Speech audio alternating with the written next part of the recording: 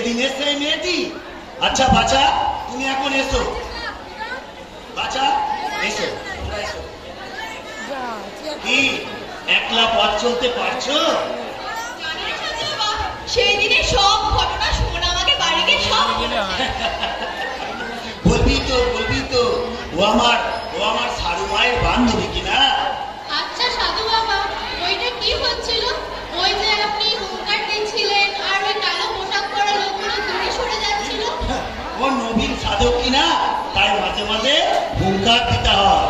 ঠিক বুঝলাম না, যদি একটু বুঝিয়ে বলেন। শুনবি? তবে তবে এইখানটায় সবাই আয়। আরে সেদিনের সেই ছেলেটা না? সাধু বাবা, ও বাবা, সেদিকে সেই ছেলেটা। হ্যাঁ, ও কি কোনো অপরাধের সাজা কেটে আইলো না এমনি আইলো? সাধু বাবা, ও একটা দোকানে চুরি করতে গিয়ে। থাক বাবা থাক, আর বলতে হবে না। আমি সেদিনই বুঝেছিলাম ওর মনের পরিণতি কি হতে চলেছে।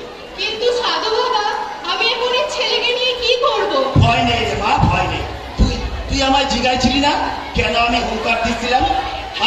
আর কেনই বা ওই কালো পোশাক পরা লোকগুলো আমার হুঙ্কার শুনে দূরে সরে যাচ্ছিল? হ্যাঁ সাধু বাবা, এটা আমরা সবাই জানতে চাইছি। তবে শোন, এই যে ছেলে মাইয়াগুলোকে দেখছিস, এরা যখন বয়স সন্ধিকালে আসে, তখন অর্থাৎ কিনা 12-14 বছর বয়স হয়, তখন এদের রক্তে এক ধরনের রস এসে মেশে। যারে কি কয়টা শুনুন আমার সাধু বাবা, হরমোন। হরমোন। তোদের বিজ্ঞানের ভাষায় জানে তোরা হরমোন কোষ, আমরা বাউলের ভাষায় তারে কই গঙ্গার রস। যা রক্তে এসে মিশলে শরীরে মনে একটা আলোড়ন সৃষ্টি হয়, আর সেই আলোড়নের হাত ধরে ছেলে মাইয়াগুলো সহজেই মায়া দেশের লোক দ্বারা আক্রান্ত হয়।